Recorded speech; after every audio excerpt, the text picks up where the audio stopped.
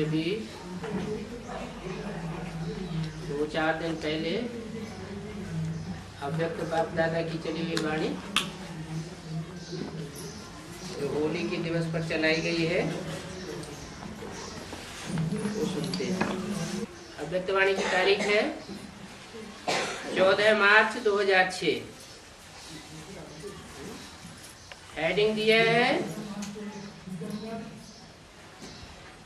परमात्मा मिलन की अनुभूति के लिए जो उल्टा मैंपन है उसको जलाने की होली मनाओ।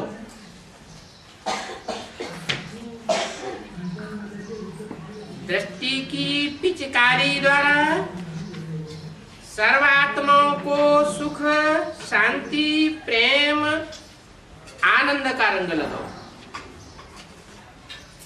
काहे की पिचकारी? दृष्टि की पिचकारी के द्वारा। दृष्टि से सृष्टि सुधरती है ना, जैसी दृष्टि वैसी सृष्टि।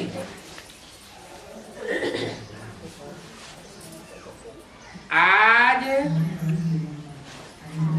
होलीएस्ट बाप अपने होली बच्चों से मिलन मनाए रहे हैं।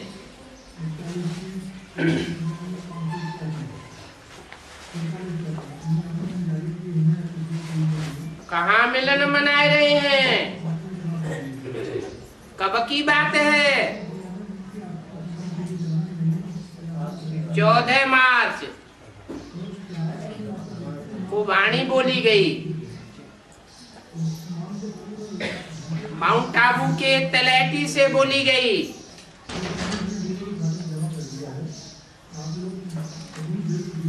और कहाँ के लिए इशारा दिया? किसके लिए इशारा दिया? कौन मिलन मनाए रहे हैं? होलीएस्ट बाप अपने होली बच्चों से मिलन मनाए रहे हैं। ये नहीं कहा होलीएस्ट बच्चों से मिलन मनाए रहे हैं।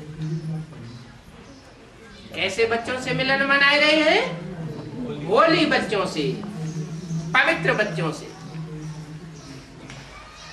जिनकी दृष्टि में, वृत्ति में, वाचा में और कर्मेंद्रियों में भी नंबरवार पुरुषार्थ अनुसार पवित्रता आई हुई है। ऐसे बच्चों से मिलन मनाए रहे हैं। लेकिन कहाँ मिलन मनाए रहे हैं? कहाँ की बात बताई?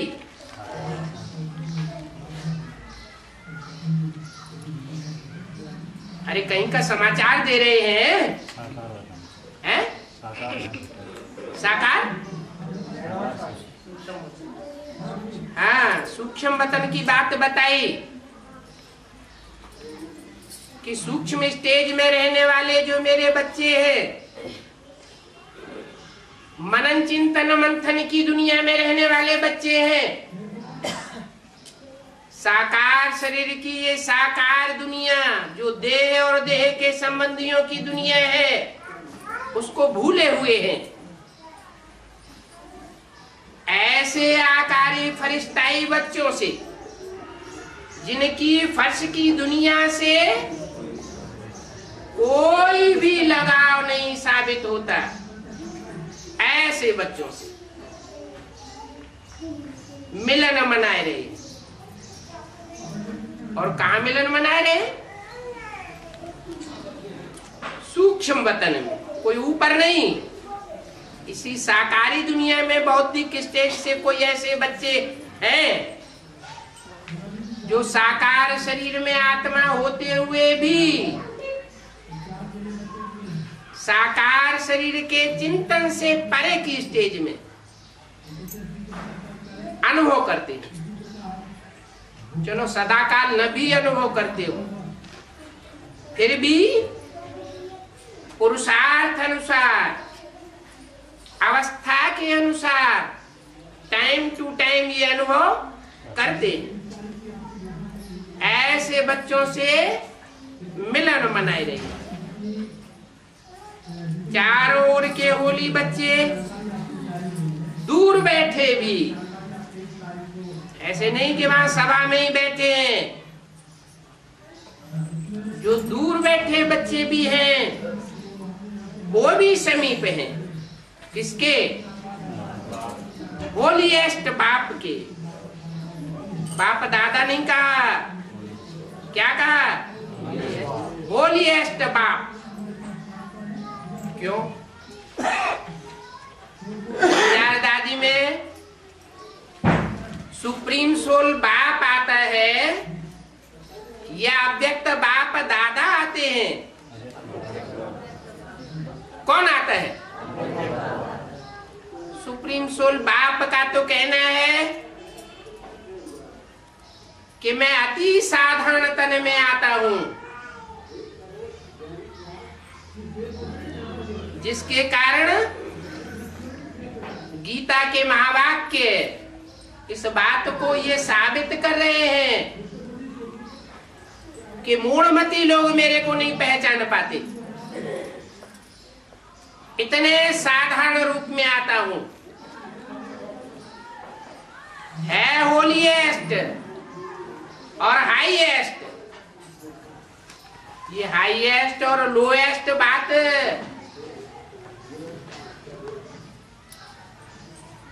पार ब्रह्म परमेश्वर की है, जो इस साकार दुनिया में आकर भी परे ते परे स्टेज में रहता है। वो है सुप्रीम सोल शिव, जो जन्म मरण के चक्र में नहीं आता। अगर वो ज्योति बिंदु शिव, जिसका बड़ा आकार शिवलिंग बनाते हैं पूजा करने की सुविधा के लिए, वो ज्योति बिंदु शिव भी अगर जन्म मरण के चक्र में आए तो इन आत्मा रूपी बच्चों को इस मृत्यु लोक से छुड़ाने वाला कोई भी नहीं रहे। वो आते ही तब है जब इस सृष्टि में नारा गूंजना होता है, प्रैक्टिकल हर हर बम बम, एटॉमिक बम तैयार हो जाते हैं। दुनिया अपने अपने खेल खिलौने घरौंदे में बनाने में लगी रहती है और बाप आकर के नई सृष्टि रूपी मकान बनाने के लिए आ जाते हैं। पुरानी सृष्टि रूपी मकान पुराना हो जाता है। जैसे कोई बाप अपने बच्चों के लिए मकान बनाता है तो नए मकान में खूब आनंद आता है, बच्चों की बुद्धि नए मकान में चली जाती है। नया मकान सुखदाई होता है। दुनिया की हर चीज की चार अवस्थाएं होती हैं, सतो प्रधान, सतो सामान्य, रजो और तमो। मनुष्य की चार अवस्थाएं भी वैसे ही गुजरती हैं। बचपन में कितना सुख महसूस करता है, फिर किशोरावस्था आती है, फिर जवानी आती है, विकार बढ़ जाते हैं, काम क्रोध लोभ मोह अहंकार पीछा करते हैं, फिर अंत में बुढ़ापा आता है। इंद्रियां काम नहीं करती, मन के अंदर विकृति बढ़ती जाती है, सुख भोग नहीं सकता, कितना दुखी अशांत अनुभव करता है। तो ये सृष्टि की भी चार अवस्थाएं हैं। सृष्टि रूपी ड्रामा कहो, इसके चार सीन है। सतयुग, सत्य का युग। सत्य का युग कौन स्थापन करेगा? ये झूठ खंड में रहने वाले मनुष्य स्थापन करेंगे।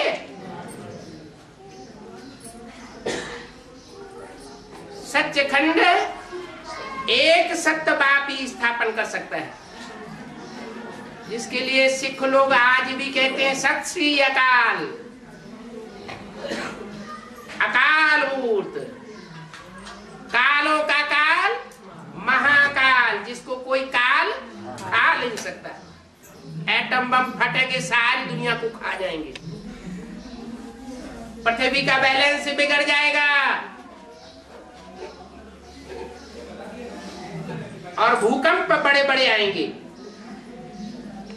महलमाड़ियां, अटारियां, जो घरौंदे बनाए हुए सब टूटने लग पड़ेंगे, क्योंकि जो चीज बनाई गई है वो काम में जरूर आनी है।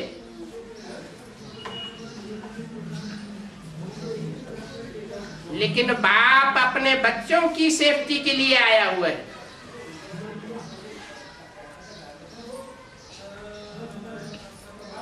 आकर के राजयोग सिखाए रहा है, ऐसा राजयोग जिसमें राज भरा हुआ है। आत्मा तमो प्रधान से सतो प्रधान बनने का राज। पुरानी सृष्टि, कलयुगी सृष्टि बदल करके सच्चखंड सतयुगी सृष्टि बनाने का राज भरा हुआ है।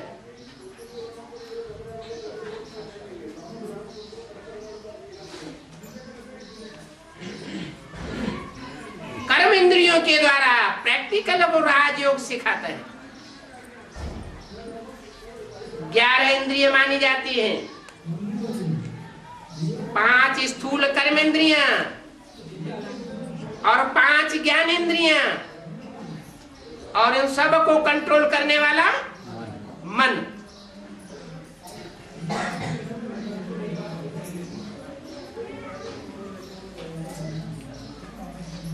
दुनिया में मनुष्य मात्र जो योगी गुरु हुए हैं, उन्होंने भी योग सिखाया।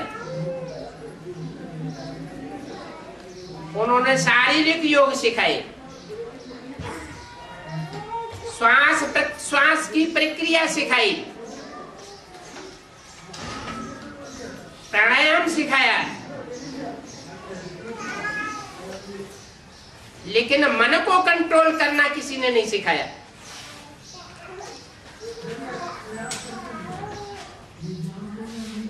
ये मन का कनेक्शन दृष्टि से है। आंख जिस चीज को देखती है, मन में वो चीज याद जरूर आती है, अगर थोड़ा भी लगाव पूर्वक देखा गया तो बाप आकर जो राजयोग सिखाते हैं, उस राजयोग में दृष्टि का और वृत्ति का बहुत महत्व है।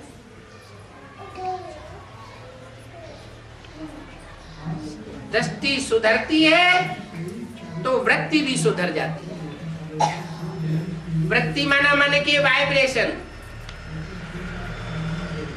मन की एकाग्रता होती है तो सारा वायुमंडल बन जाता है।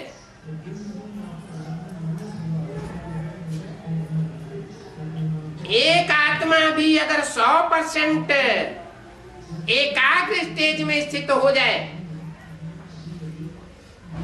सुप्रीम सोल बाप की बात नहीं है, उसको कुछ करना धरना नहीं है, वो तो सिर्फ आकर के ज्ञान सुनाता है और दृष्टि योग के द्वारा वाइब्रेशन को कंट्रोल करना सिखाता है। बस न वो श्रेष्ठ कर्म करता न भ्रष्ट कर्म करता, इसलिए उसको अकर्ता कहा जाता है। ये सुप्रीम सोल की बात हुई। लेकिन सुप्रीम सोल शिव ज्योति बिंदु के जो बच्चे आत्मा हैं, वो अच्छे बुरे कर्म करने वाले हैं। सत्य और त्रेता युगी जो षष्ठी है सात्विक, उसमें बुरे कर्म नहीं होते, क्योंकि दैवी षष्ठी है। रामकृष्ण जैसी श्रेष्ठ आत्माओं का राज्य है। यथा राजा तथा प्रजा। नारायण के राज्य में सब नारायण जैसे होंगे, राम के राज्य में सब यथा राम राजा तथा प्रजा। भ्रष्ट कर्म वहां होते ही नहीं।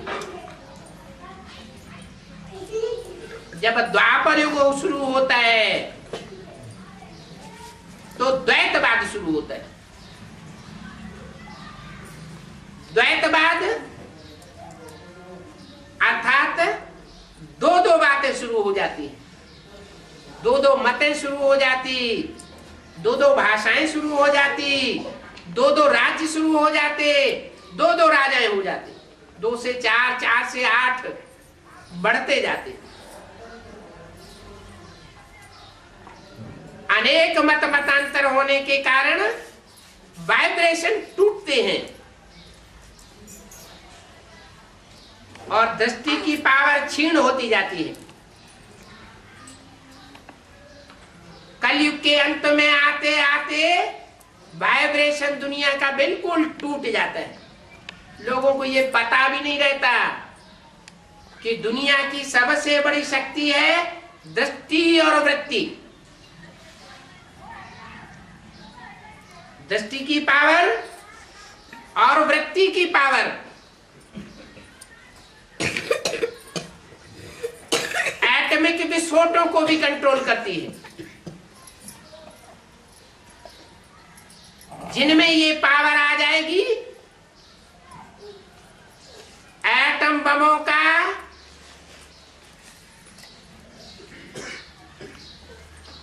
कोई भी धमाका उनको प्रभावित नहीं कर सकता, क्योंकि उनकी एकाग्रता इतनी बढ़ी हुई होगी उस समय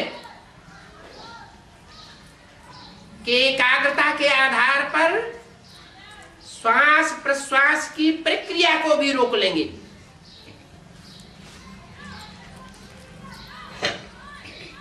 जब श्वास ही नहीं लेंगे, नहीं छोड़ेंगे, तो जो एटम के धमाकों से दूषित वातावरण बनेगा, उसका प्रभाव भी उस आत्मा पर नहीं पड़ सकता। लेकिन ऐसी आत्माएं मुट्ठी भर होंगी आज की दुनिया के जनसंख्या के मुकाबले।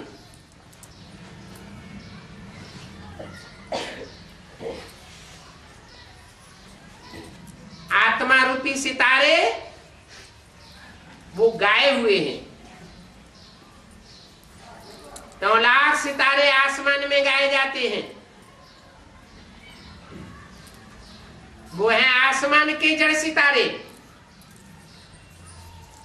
और ये भगवान बाप के बच्चे हैं इस धरती के चैतन्य सितारे। उनमें भी 4.5 लाख हैं रात की रोशनी में, जो चंद्रमा की और सितारों की रोशनी होती है। बाकी रात होती है, उस रात में टिमटिमाने वाले सितारे, रोशनी मारने वाले सितारे, जिन्हें ब्रह्मा की रात कहा जाता है। उस रात में चमकने वाले कितने? 4.5 लाख।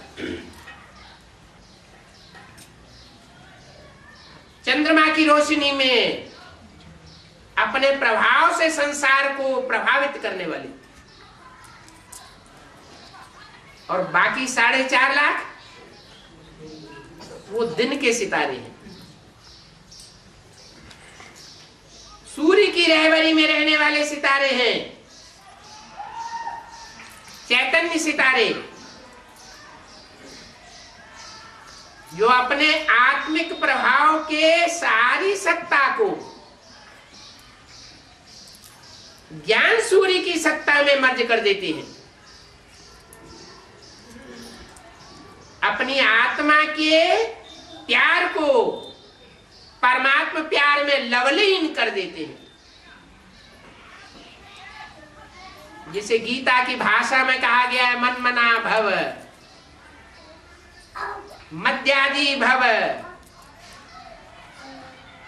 मत मन मेरे, मना मना मन में, भव मना समझ, मना मेरे मन के संकल्पों में समा जा। तो ये 4.5 लाख वो सितारे हैं। जब संसार में एटम बमों के धमाकों की धीरे धीरे विभीषिका बढ़ती जाएगी, तो वो सितारे सारे संसार में ज्ञान की चमक मारेंगे। कब? जब अपने देह भान को आत्मिक भान की शक्ति से परमात्मा में लीन कर देंगे, माने परमात्मा प्यार में खो जाएंगे। जिसको गुरुओं ने कह दिया है आत्मा सो परमात्मा, आत्मा परमात्मा में लीन हो गई।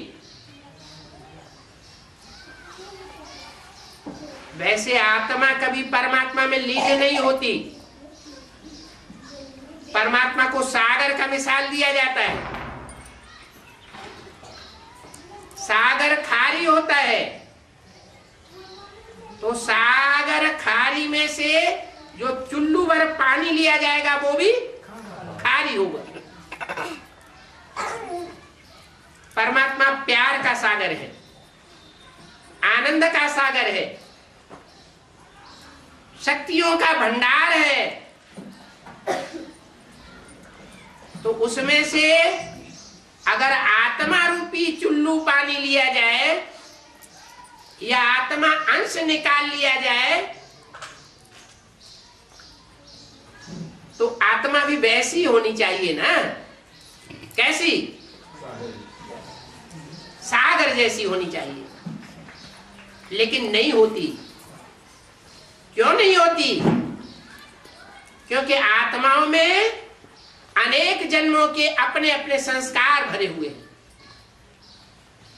और परमपिता परमात्मा में अपने संस्कार भरे हुए हैं। जैसे एक बोरा गेहूं लो, वो जड़ बीज है, लेकिन हर दाने में अपने अपने संस्कार भरे हुए हैं।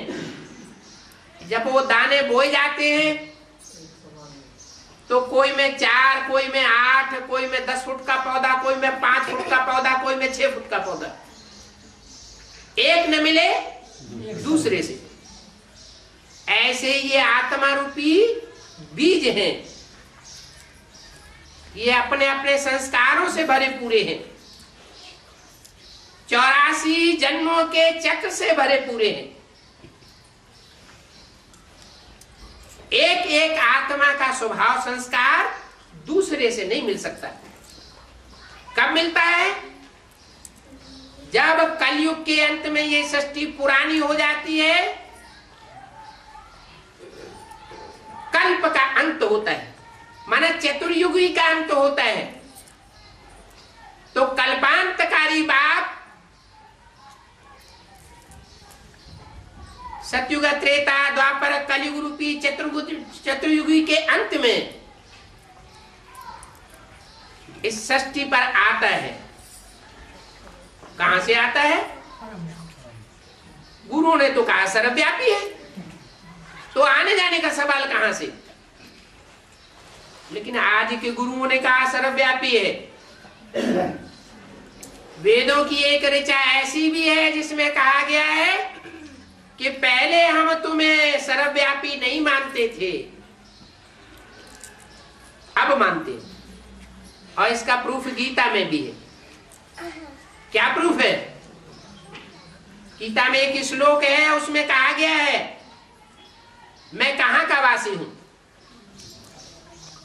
बोला है न तद्भासयते सूर्यो न शशांको न पावक यद् गत्वा न निवर्तन्ते तद्धाम परमं मम। न वहां सूर्य का प्रकाश है, न चंद्रमा का प्रकाश है। सूर्य चंद्रमा का भी प्रकाश वहां नहीं पहुंचता। अग्नि का भी प्रकाश नहीं है वहां पर। जहां जाकर के आत्माएं इस मृत्युलोक में वापस नहीं लौटती।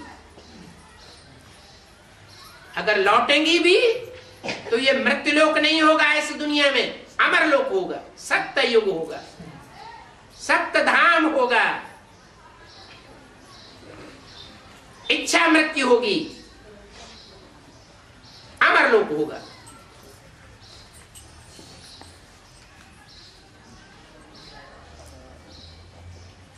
तो जो आत्माएं परमधाम की वासी है, जो परम पिता परमात्मा परमधाम का वासी है, और बाप के लोक में रहने के लिए उन्हें विशेष मेहनत भी नहीं करनी पड़ती। इनको जो मेरे होलीएस्ट बच्चे हैं,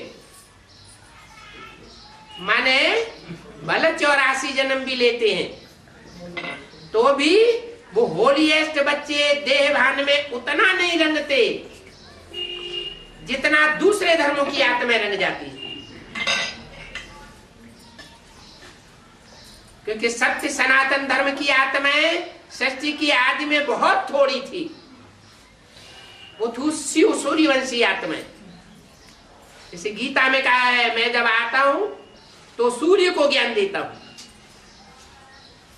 तो सूर्य के सूर्यवंशी बच्चे भी तो होंगे। चंद्रमा को ज्ञान नहीं देता हूं, किसको देता हूं? सूर्य को। चंद्रमा किससे ज्ञान लेता है? चंद्रमा सूर्य से ज्ञान लेता है, रोशनी लेता है, तब संसार को रोशनी देता है। तो चंद्रमा के बच्चे चंद्रवंशी, सूर्य के बच्चे सूर्यवंशी। जो सूर्यवंशी बच्चे वो मेरे होलीएस्ट बच्चे हैं। वो होलीएस्ट बच्चों से मैं मिलन मेला मनाने के लिए सृष्टि रूपी रंगमंच पर पहले पहले आता हूं।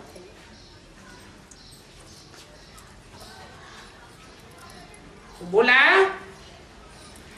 अभी भी ऐसे बच्चों से मिलन मनाए रहे हैं। कैसे मिलन मनाए रहे हैं? मिलन तो कर्मेंद्रियों से ही मनाया जाता है, ज्ञानेंद्रियों से ही मनाया जाता है। मिलन की अनुभूति कैसे होती है? बिना कर्मेंद्रियों की और ज्ञानेंद्रियों की हो सकती है क्या? कोई कहेंगे क्यों नहीं होती। सूरदास को, तुलसीदास को, मीरा को भगवान के साक्षात्कार हुए तो क्या मिलन की अनुभूति नहीं हुई? अरे साक्षात्कार स्वप्नवत चीज है। जैसे स्वप्न में कोई अच्छा स्वप्न देखते हैं तो तबीयत खुश हो जाती है, ऐसे ही साक्षात्कार भी है। स्वप्न सोते समय बंद आंखों से देखा जाता है स्वप्नावस्था में, और साक्षात्कार ऐसी स्टेज है जो परमात्मा बाप जागृत अवस्था में भी वो अनुभव कराए देते हैं। लेकिन मीरा को साक्षात्कार हुआ, उससे मीरा कोई वैकुंठ में नहीं चली गई, इस दुनिया में वैकुंठ है ही नहीं। ये तो कलयुग की दुनिया है। ऐसे नहीं कि वैकुंठ कोई ऊपर होता है और नरक कोई नीचे होता है, नहीं। मनुष्य आत्मा ही जब ऊंची स्टेज पकड़ती है परम पिता परमात्मा की याद में, तो वो शाश्वत उनकी स्टेज उनको स्वर्ग का अनुभव कराती है, सतयुग में अनुभव करती है, सतयुगी दुनिया में पहुंचती है। और धीरे धीरे जन्म लेते लेते देहभान का सुख भोगते भोगते कर्म इंद्रियों का रस लेते लेते जब आत्म की स्थिति क्षीण होती है, देहभान बढ़ता जाता है, क्योंकि देह के द्वारा ही सुख भोगे जाते हैं। तो सतयुग से त्रेता, त्रेता से द्वापर, द्वापर से कलयुग, नीची स्टेज में आत्माएं आ जाती है, दुखमयी स्टेज में आ जाती है। इसलिए कहते हैं नरक है पाताल में और स्वर्ग है ऊपर। ऊपर माने ऊंची स्टेज। जैसे शंकर जी के लिए कहते हैं कैलाशी वासी, तो ऐसे नहीं कि कोई कैलाश में रह करके दुनिया का कल्याण कर लेंगे, नहीं। इस दुनिया में रह करके ही परमात्मा सुप्रीम सोल बाप शंकर जैसे महादेव के द्वारा दृष्टि से सृष्टि सुधारते हैं, वृत्ति रूपी वाइब्रेशन सुधारते हैं, और बच्चों की मनसा को, वाइब्रेशन को, दृष्टि को पलट करके जैसी दृष्टि वैसी उनकी सृष्टि सतो प्रधान बनाते हैं।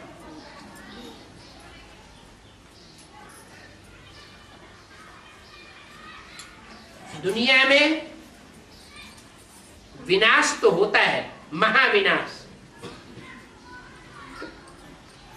और उस महाविनाश के पीरियड में सबको शरीर छोड़ने पड़ते हैं।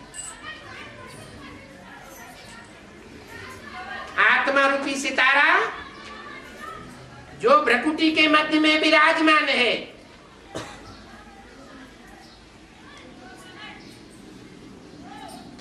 उस भ्रकुटी रूपी तख्त को छोड़ करके परम धाम वापस जाता है। हर मनुष्य आत्मा का, हर प्राणी मात्र का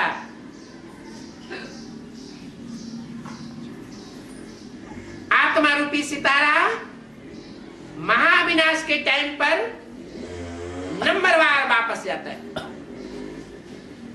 कहां जाता है? जो अभी बताया, न तत् भासयते सूर्यो न शशांको।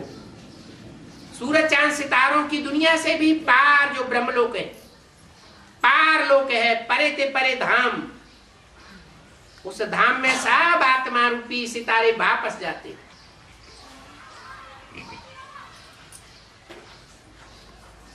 नंबरवार वापस आते हैं। जिस नंबर से जाते हैं उसी नंबर से वापस आते हैं। पहले पहले वापस कौन जाएंगे?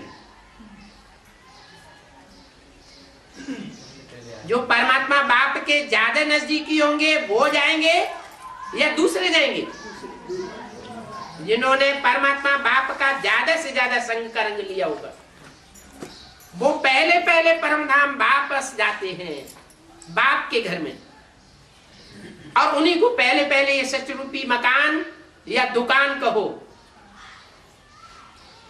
उसका संचालन करने के लिए वापस भेजा जाता है।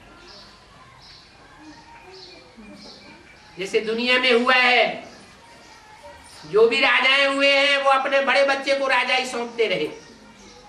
बड़ा बच्चा खुदान खास्ता शरीर छोड़ देता है तो उससे छोटे बच्चे को राजगद्दी मिलती है, फिर उसके बाद उसके नीचे। ऐसे ही जो बड़ल्ले आत्माएं हैं वो पहले सृष्टि रूपी रंगमंच पर आकर के नई सतयुगी सतो प्रधान दुनिया का सुख भोगती है।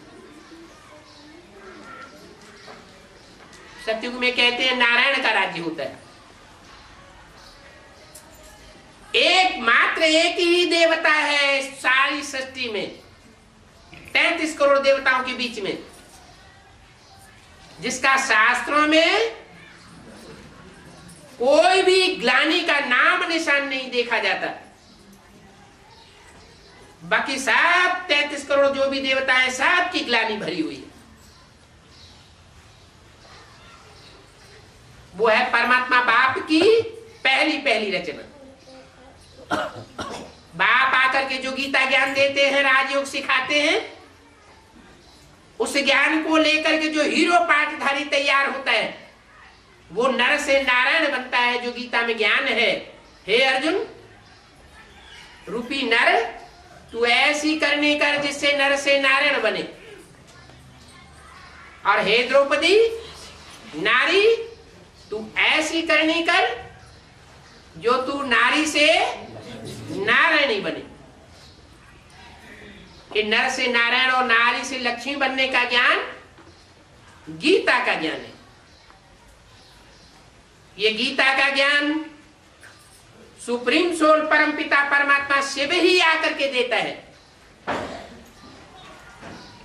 वो निराकार ज्योति बिंदु है, जो जन्म मरण के चक्र में नहीं आता, साकार शरीर धारण नहीं करता, गर्भ से जन्म नहीं लेता। वो सिर्फ परकाया प्रवेश करता है। जैसे गीता में एक शब्द आया है प्रवेष्टुम, मैं प्रवेश करने योग्य हूं। किसी में प्रवेश करता होगा? इब्राहिम, बुद्ध, क्राइस्ट, गुरु नानक, ये श्रेष्ठ थे श्रेष्ठ जो धर्म पिताएं हैं, जो इतनी बड़ी से बड़ी जेंट्री को कंट्रोल करके बैठे।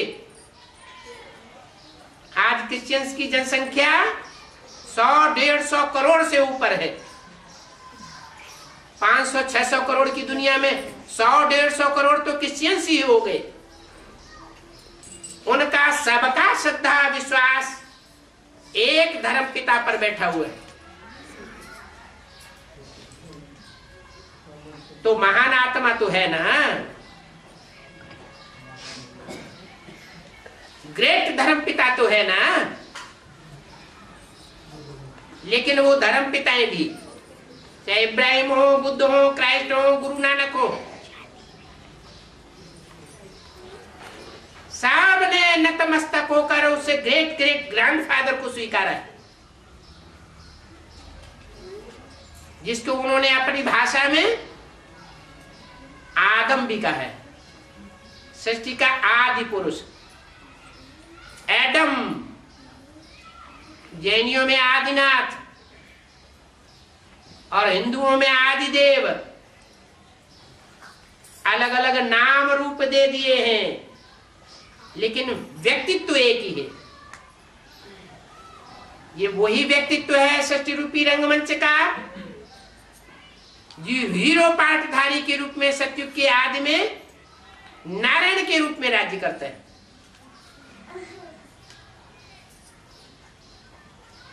नारायण पद बाद में पाता है, पहले नर के रूप में वो राजयोग सीखता है परमपिता परमात्मा शिव से। गलती से गीता में साकार कृष्ण के उपासियों ने कृष्ण का नाम डाल दिया। क्यों डाल दिया? जो देह को प्यार करने वाले होते हैं, वो देह को ही प्रियोरिटी देते हैं। इसलिए पाश्चात्य विद्वानों ने अपने ग्रंथों में ये रिसर्च करके रखी हुई है कि गीता पहले निराकारवादी रचना थी, और गीता में ऐसे श्लोक भी हैं जो ये साबित करते हैं कि गीता का ज्ञान देने वाला कोई निराकार है, अव्यक्त है, इन आंखों से देखने योग्य नहीं है। वो निराकार शिव ज्योति बिंदु इस सृष्टि पर जब आता है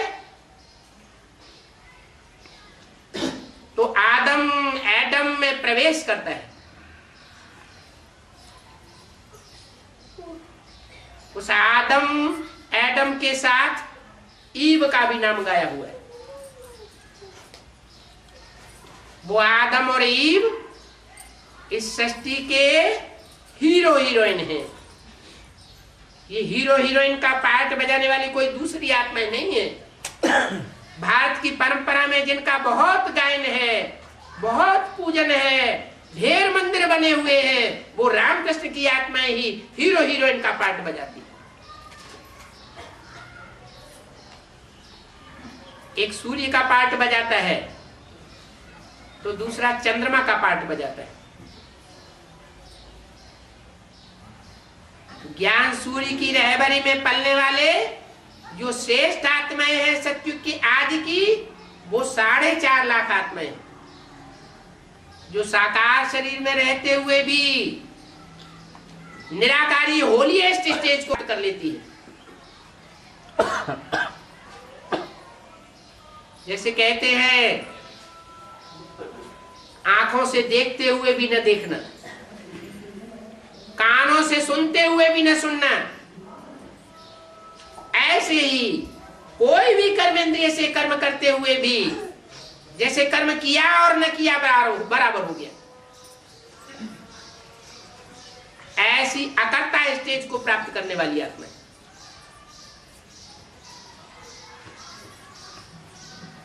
कर्म के ऊपर पूरा कंट्रोल, उनका किया हुआ कर्म पाप कर्म बन नहीं सकता। ऐसे कर्मण्येवाधिकारस्ते सिखाने वाला बाप सुप्रीम सोल अभी सृष्टि पर आकर के बच्चों से प्रैक्टिकली बोल रहा है। क्या बच्चे, मैं तुम्हें पतित से पावन बनाने आया हूं।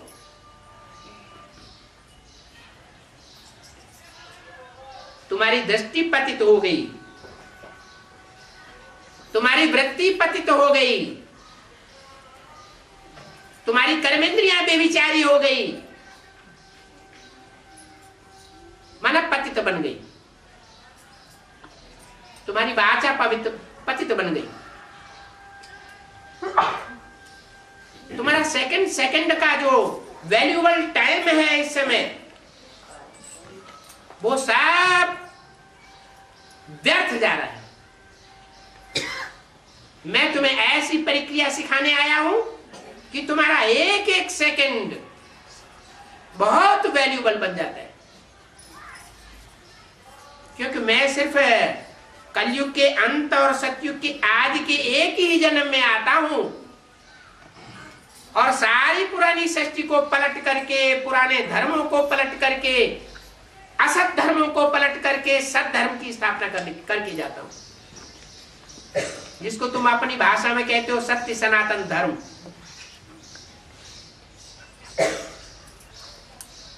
वो सत्य सनातन धर्म सत्य बाप आकर के स्थापन करते हैं, सत्य नारायण के द्वारा स्थापन करते हैं।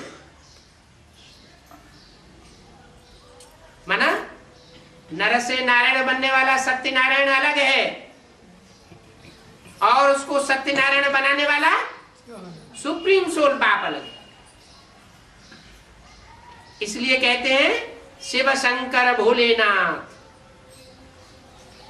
शंकर शिव भोलेनाथ क्यों नहीं कहते? शंकर का नाम पहले लगा देते, सो क्यों नहीं लगाते? क्योंकि शंकर है देवताओं में बड़ा देवता, भगवान नहीं है। जैसे रामकृष्ण देवताएं हैं, वैसे शंकर भी देवताओं में सबसे बड़ा देवता है, भगवान नहीं, सुप्रीम सोल नहीं है। अगर वो सुप्रीम सोल होता तो जो चित्र बने हुए हैं, मूर्तियां बनी हुई है, वो मूर्तियां किसकी याद में बैठी हुई है? शंकर को किसके ध्यान में बैठा हुआ दिखाया गया? वो भी निराकार शिव ज्योति बिंदु की याद में बैठा हुआ है। उस याद में रहने वालों में सबसे श्रेष्ठ स्थिति को उसने पाया। 33 करोड़ देवताओं ने भी उस स्थिति को प्राप्त नहीं किया। उस एक ने प्राप्त किया। इसलिए शिव के साथ शंकर का नाम आज भी जुड़ा हुआ है। दोनों ही ज्योति बिंदु आत्मा स्टार है, लेकिन एक है अभोक्ता जिसे कहते हैं शिव, और दूसरा है भोक्ता माने शरीर धारण करने वाला। शरीर धारण करता है, और शरीर धारण करता है इसलिए वेदों में गाया हुआ है। पूरा एक श्लोक आया, द्वा सुपर्णा सुयजा सखाया समानम वृक्षम अभिशस्व जाते। ये षष्ठी रूपी वृक्ष है, इसमें दो पक्षी बैठे हुए हैं, एक है अभोक्ता और दूसरा है भोक्ता। संसार के सुखों को भोगने वाला है। जो भी मनुष्य मात्र आत्माएं हैं उनमें सबसे जास्ती योगी, वो सबसे जास्ती परमात्मा बाप सुप्रीम सोल का सहयोगी, और जो जितना जास्ती सहयोगी बनता है उतना ही सृष्टि के सुख जास्ती भोगता है।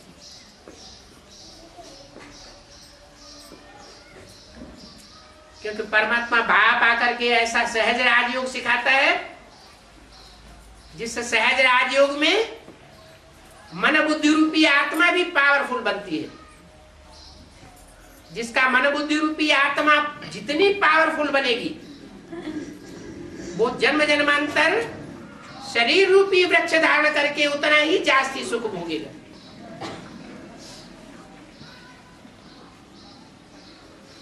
आयु भी लंबी होती रहेगी। वैसे भी हर मनुष्य मात्र जानता है कि शरीर में शक्ति है तो दुनिया के भौतिक सुख भोगे जा सकते हैं, और शरीर में, शरीर की कर्मेंद्रियों में शक्ति ही नहीं है तो सुख क्या भोगेगा? नहीं भोग सकता। तो ये सब प्रकार की शक्तियां सुप्रीम सोल बाप अभी बर्पा करने के लिए आया हुआ है। उसके लिए तरीका बताया। तुम अनेक जन्म जन्मांतर 84 के चक्र में आते आते तुम बच्चे अनेकों के संग के रंग में आते आते पतित तमो प्रधान बन गए। तुम्हारी आत्मा रूपी बैटरी डिस्चार्ज हो गई। अब तुम कितना भी धन इकट्ठा कर लो, कितने भी बड़े पहलवान बन जाओ, तन इकट्ठा कर लो, कितने भी बड़े नेता या धर्माचार्य गुरु बन करके बैठ जाओ, जनबल इकट्ठा कर लो, लेकिन तुम सुख नहीं भोग सकते। तुम्हारी आत्मा रूपी जो स्टार है वो डिस्चार्ज हो चुका है। अब मैं सुप्रीम सोल बाप जनरेटर आया हुआ हूं, तुम्हारी शक्तियों को जनरेट करने के लिए, पावरफुल बनाने के लिए। जन्म जन्मांतर अनेकों के संग के रंग में आते आते तुम्हारी आत्मा डिस्चार्ज हो गई। अब एक जन्म में मैं जो बड़े से बड़े बैटरा हूं, उससे मन बुद्धि का कनेक्शन जोड़ करके, तन का, मन का, धन का, कर्मेंद्रियों का कनेक्शन जोड़ करके अपनी आत्मा रूपी बैटरी को चार्ज कर लो। अब नहीं तो कब नहीं। चार्ज तो तब कर ले जबकि वो इन आंखों से दिखाई पड़े कि कहां है। गीता में तो कह दिया है कि अव्यक्तो अयम, मैं अव्यक्त हूं। अव्यक्त माने इन व्यक्त आंखों से वो दिखाई नहीं पड़ता। ये जो स्थूल चक्षु है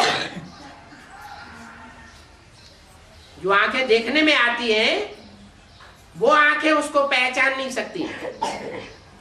बहुत से लोग यहाँ आकर के ऐसे भी बैठे हुए हैं जो ये आशा लेकर के आए हैं कि लोग ऐसा ऐसा कहते हैं, चलो दर्शन कर आए।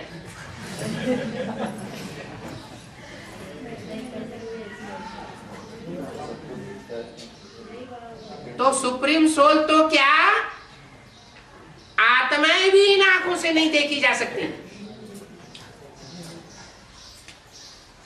शंकर की आत्मा का भी दर्शन नहीं कर सकते, राम की आत्मा का भी दर्शन नहीं कर सकते, कृष्ण की आत्मा का भी दर्शन नहीं कर सकते, राधा और सीता पाठधारियों के भी दर्शन नहीं कर सकते। कोई कह दे ये सीता है, ये राम है, ये शिव है, ये कृष्ण है, ये शंकर है, चलो थोड़े समय के लिए विश्वास कर लेंगे, लेकिन अंधश्रद्धा हुई या श्रद्धा विश्वास हुआ? ये तो अंधश्रद्धा हो गई। किसी ने कह दिया और हमने मान लिया। अरे वो तो बुद्धिमानों की बुद्धि है। कौन? सुप्रीम सोल बाप।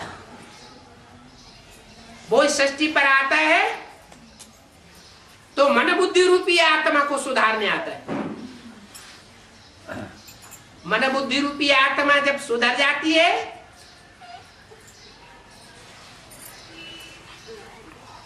तो इस सृष्टि का ऊंचे से ऊंचा सुख भोगा जा सकता है। सुधार का तरीका बताता है कि मेरे को पहचानो, मैं जो हूं, जैसा हूं, जिस रूप में पार्ट बजाय रहा हूं, उस स्वरूप को पहचान करके मेरे को याद करो।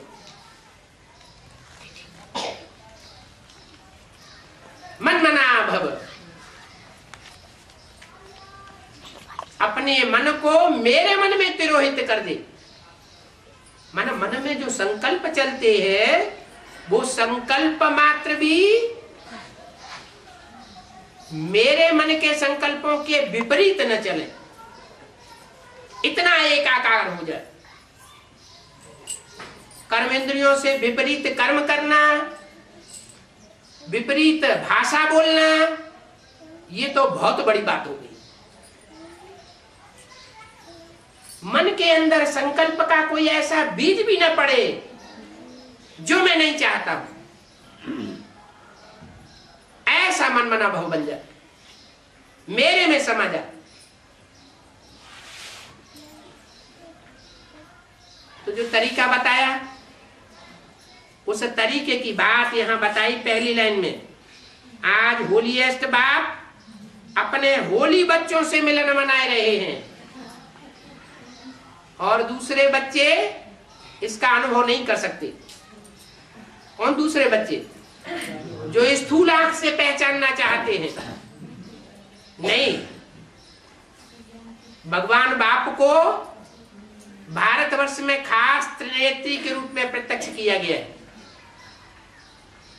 शंकर को 3 नेत्र दिखाई जाते।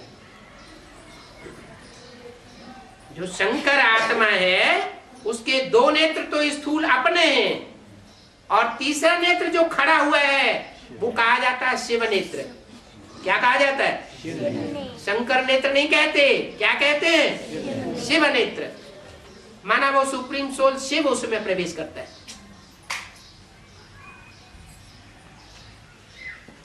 वो सुप्रीम सोल शिव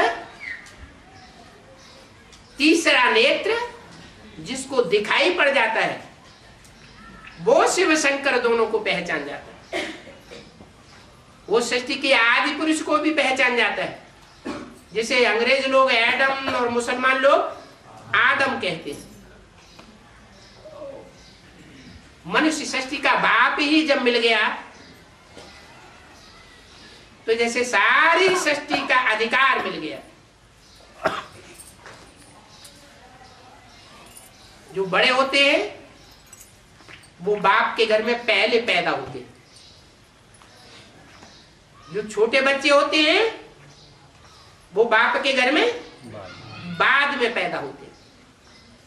यहाँ कोई स्थूल पैदाइश की बात नहीं है,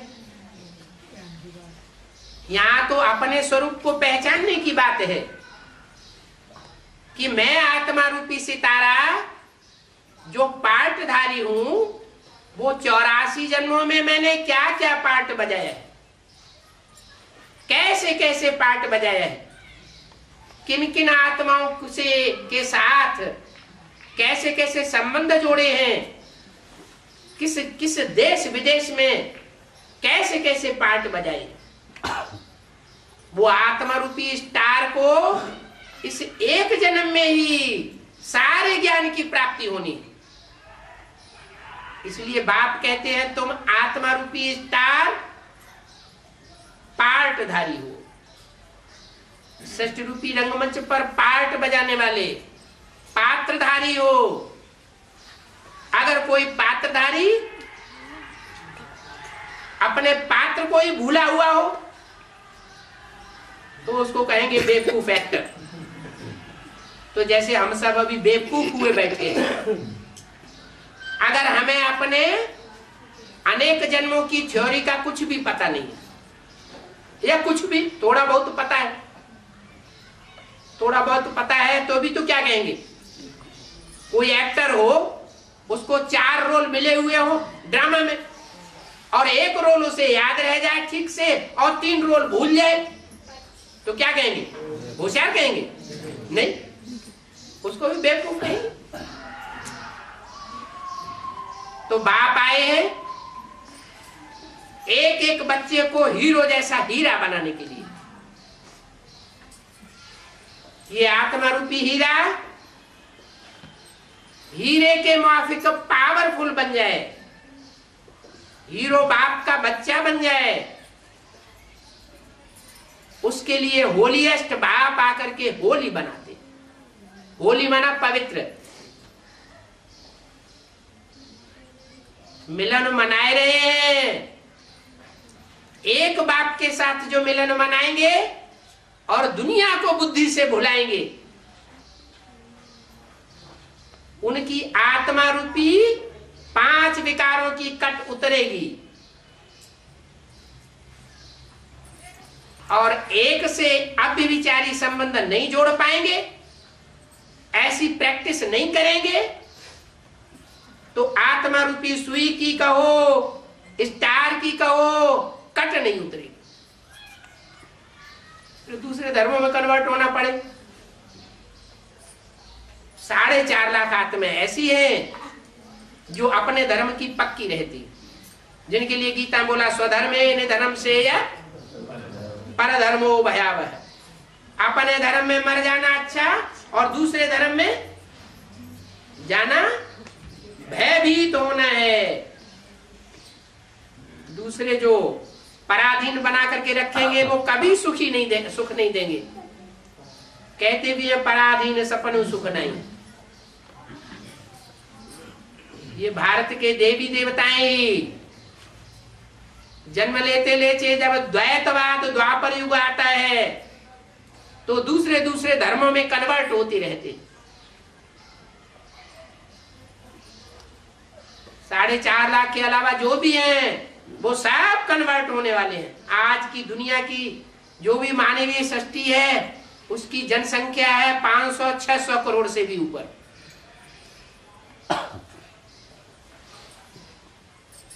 उनमें 4.5 लाख सारे विश्व में फैले हुए हैं, वो ही बचेंगे विनाश की विभीषिका में, और बाकी सब खलास होने वाले।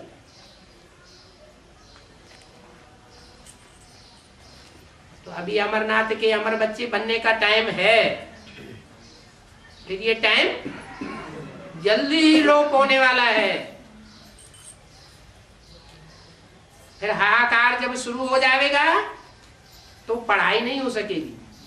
पढ़ाई पढ़ने के लिए एकांत में गुरुकुल में जाना पड़ता है। शांत स्थान में बैठ करके पढ़ाई अच्छी होती है। अभी शांति का टाइम चल रहा है, पढ़ाई पूरी होगी फिर अशांति का टाइम शुरू होगा। कोई पुरुषार्थ नहीं कर सकेगा कितना भी चाहे। ओम शांति।